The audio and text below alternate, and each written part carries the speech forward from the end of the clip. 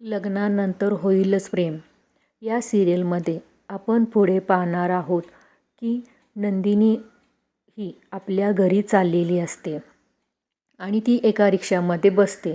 रिक्षामध्ये बसते तेव्हा तिला माहीत नसतं की रिक्षाचा ड्रायव्हर कोण आहे.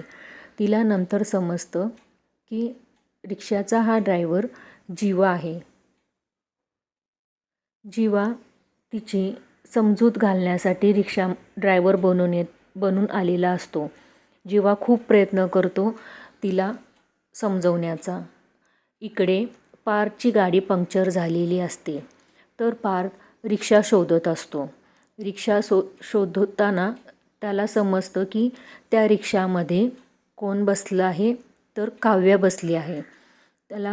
काव्याला बघून त्याला मोठा धक्काच बसतो आणि काव्या त्याच्याकडे हसत हसत म्हणत असते, या ना तुम्हीही रिक्षामध्ये बसा.